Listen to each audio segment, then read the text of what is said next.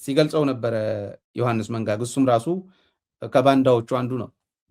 ጸረ ትግራይ ከታገሉ የውሸት ፕሮፓጋንዳ ከሚነዙ አብይ አህመድን ደግፈው ህዝባቸው ከከዱ ሰዎች ተርታ የሚሰለፍ አንዱ ዮሐንስ መንጋግ ነው። ጻድቃንና ዮሐንስ መንጋግ እየተባሉ ነው። አራት ቡድኖች አሉ። እፍኝ የማያክሉ ሰዎች እዛ ሄደው አዲስ አበባ ሄደው ለየራሳቸው መስማማት አልቻሉም። ጻድቃን የራሱ ቡድን አለው፣ ዮሐንስ የራሱ ቡድን አለው፣ ጌታቸው የራሱ ቡድን አለው፣ አብርሃም የራሱ አለው እና አረጋዊ በየፊናቸው ይሄዳሉ። ሌሎቹም እንደዚህ ናቸው። ሰዎች እንዳይመስላችሁ ከህዝብ የተነጠለ ነውና እያንዳንዱ ብሔር ከእያንዳንዱ ብሔር የወጣው ሰው ከብሔሩ ከተነጠለ በኋላ የአብይ አህመድ የስልትሚያ ነው። በነገራችን ላይ መጀመሪያ ከብሔርህ ይነጥልህና ትርጉም አልባ አድርጎ ይገዛሃል። ጌታቸው ተመልሶ ቢጮህ የትግራይ ህዝብ አለኝታ አይሆንለትም። ጻድቃን የፈለገውን ቢጮህ የትግራይ ህዝብ ስለ ጻድቃን አይጮህም። የለም መጀመሪያ ተነጥሏላ። ስለ ዮሐንስ አይጮህም። መጀመሪያ ተነጥሏል።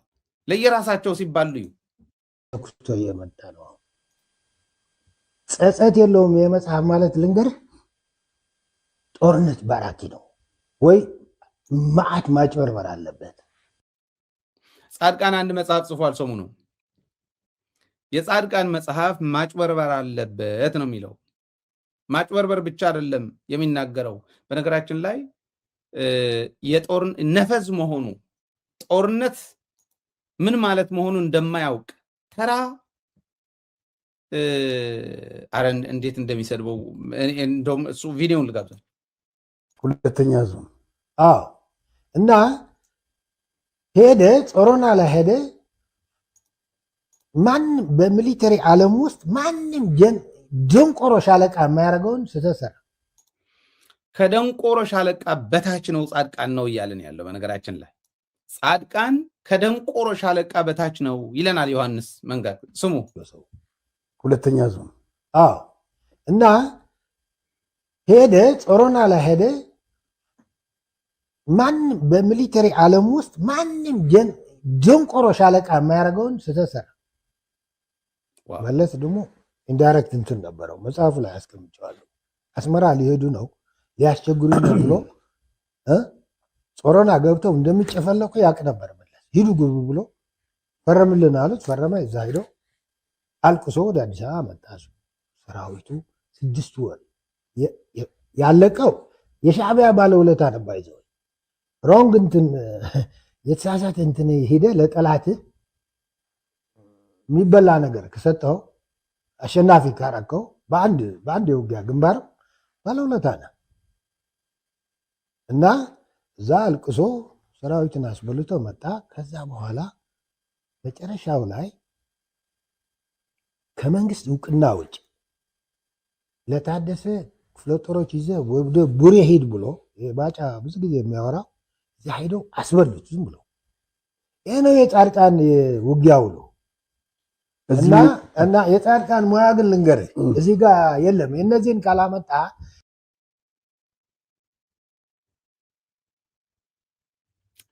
የሚገርም ነው። እኔም ገርሞኛል።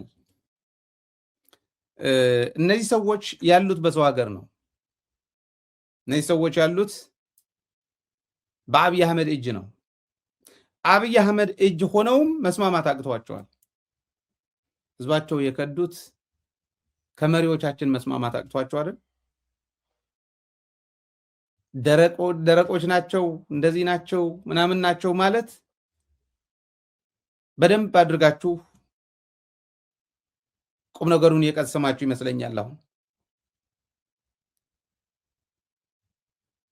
ደረቆች ስለሆኑ ድርቅና ስላለባቸው መሪዎቻችን አይደለም። የራሱ ሊሚቴሽን ሊኖረው ይችላል አንድ ሰው። እነዚህ ሰዎች ግን እፍኝ የማያክሉ እኮ ብያቸዋለሁ።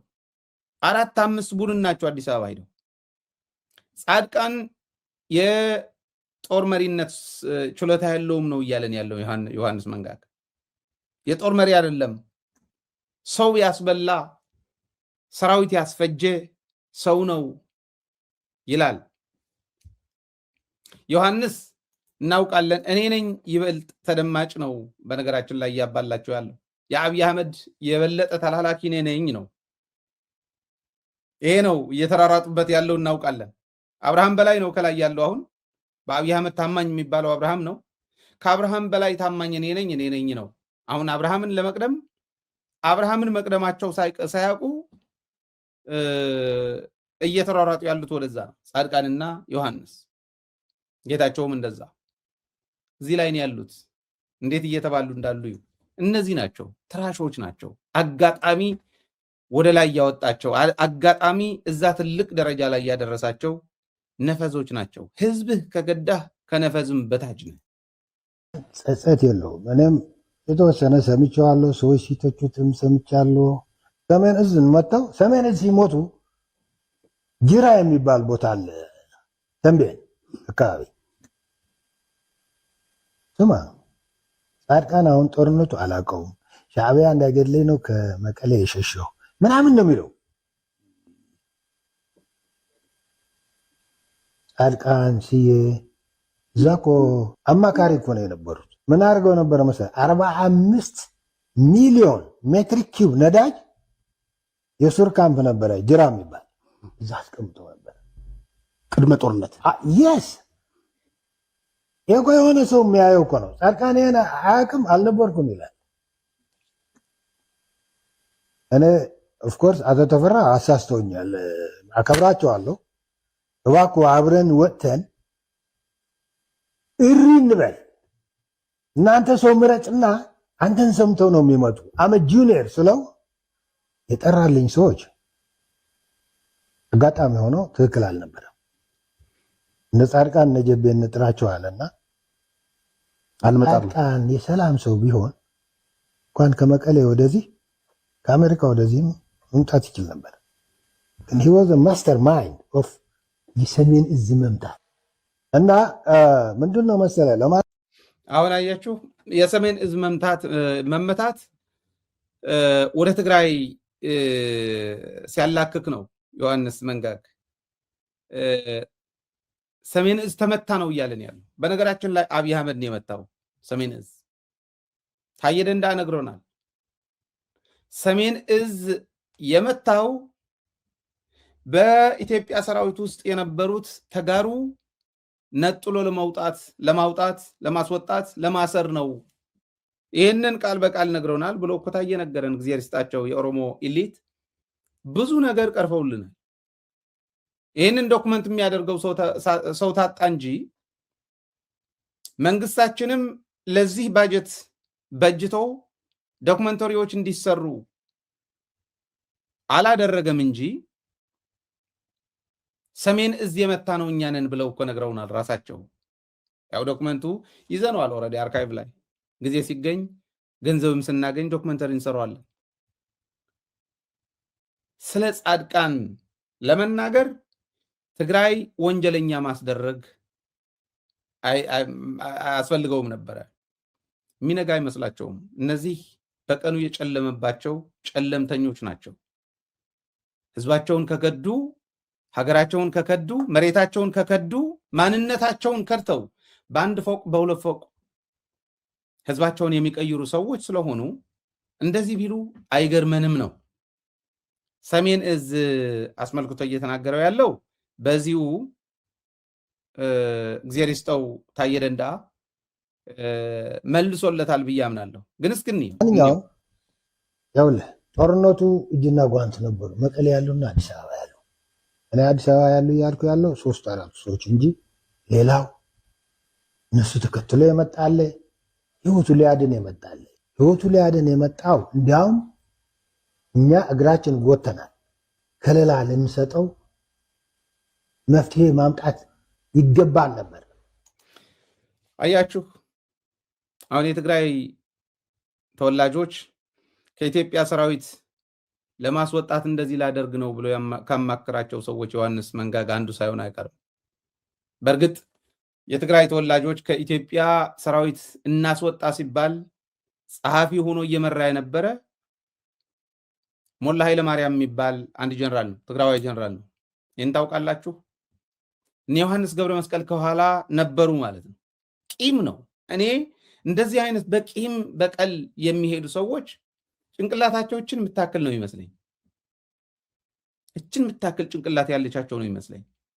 ቂም በቀል ለመወጣት የትግራይ ተወላጆች ከዚህ እናስወጣለን ሲባል ዋጋ ሊከፍሉ ነው ተብሎ ሲነገራቸው ኦኬ መክፈል አለባቸው፣ ችግር የለም እናግዝሃለን ብሎ መሄድ የሚችል ህሊና ያለው ትግራዋይ አይደለም። ግን ያን ያክል ነው መስዋዕትነቱ። እያችሁ እነዚህ አይነት ግሳንግሶች እዛ ውስጥ ነበሩ ማለት ነው። ኦፕሬሽን ውስጥ ነበሩ ማለት ነው። አብይ አህመድ ተጋሩ ለማስወጣት አደርጓለሁ ብሎ በሰራው ሴራ ውስጥ ነበሩ ተጋሩን ማለት ነው። እኔ የሚያሳየኛ ነው። አዲስ አበባና ትግራይ ሆነው ነው የመሩት ይላል። አሁን የታሰሩቱ የተገደሉትን ለምን ተገደሉ ተብሎ ልጆቻቸው ካሳ እንዳያገኙ ያው ሴራ እኮ ሲያሴሩ የነበሩ ናቸው፣ በሀገር ክህደት የከሰስናቸው ናቸው ተብሎ አብይ አህመድ መንገድ እንዲያገኝ ነው። ዝም ብሎ ቀልድ እንዳይመስላችሁ። በደንብ ዌል ዲዛይንድ የሆነ የሚዲያ ስራ ነው የሚሰሩት። አሁን እየሰራ ያለው ምንድን ነው? አርባ ምንጭ ላይ እድሜ ለደደቢት አሶሺየትድ ፕሬስ ጋር ያወጣ ነው አንድ አርቲክል ማየት ትችላላችሁ። እሱን ማየት ትችላላችሁ። 17600 በኢትዮጵያ መከላከያ ውስጥ የነበሩት 6700 በፌዴራል ፖሊስ ውስጥ የነበሩት እነዚህ ተጋሩ በትግራዋይነታቸው ምክንያት በማንነታቸው ምክንያት የተገደሉ አሉ። ከነዚህ የታሰሩ እንደዚህ ናቸው። ይህን ያክል ነበሩ። ታሰሩ። ግን ከነዚህ ውስጥ ያመለጡ አመለጡ፣ የታሰሩ ታሰሩ፣ የተገደሉ ተገደሉ። እስካሁን ድረስ እስር ቤት ውስጥ ያሉ አሉ። እስካሁን ድረስ እስር ቤት ውስጥ ያሉትም እስካሁን የተገደሉትም ኢትዮጵያ በእነሱ ላይ የወሰደችው እርምጃ ትክክል ናት ነው እያለን ያለ። ለምን አዲስ አበባ ላይ ሆነውም መቀሌ ላይ ሆነውም ሲመሩ ነበረ። ተከፋፍለው ስራ ተከፋፍለው ነው የመሩት ሲለን አብይ አህመድ የነገረንን እውነት ነው እያለን ያለው ዮሐንስ። እያችሁ እነዚህ ሰዎች መች እንደሚጠፉም አይታወቅም። የበደሉት ብዙ ነውና የትግራይ ህዝብ አሁን እያሉት ባለው እየተናገሩት ባለው አቁስለውታልና መች እንደሚጠፉ የማይታወቁ ሰዎች ናቸው። እነዚህ ነውር ነው። በህዝብ ላይ ይህን ያክል አትጨክንም። ምን ታገኛለህ? ምንም ታገኘው። እኔ ይገርመኛል ምን ያክል ህሊናቸው እረፍት ኑሮት እንደሚያደርግ ለማሰቡ ይከብደኛል። እኔ ሰው ሁኜ ትግራዋይ ሁኜ ተጋሩ እንደዛ እንዲሰቃዩ ካደረግኩ በኋላ እንደው አረፍ እኖራለሁ ብዬ የማስብ ከሆነ ምናልባት ይሄ ቅልነት ነው ማለት ሞኝነት ነው ብዬ ነው የማስበው። ሰውየው እያደረገው ያለው ማለት በሌላ ጊዜ ይህንን ብቻ ይዘን የምንመለስ ይሆናል። ነገር ግን ሁለቱም ጻድቃንና ዮሐንስ መንጋግ አብርሃምን ለመቅደም በሚያደርጉት ሽቅድድም ለየራሳቸው የጎንዮሽ ጦርነት እያደረጉ ያሉት ብዬ ነው እማም ነው።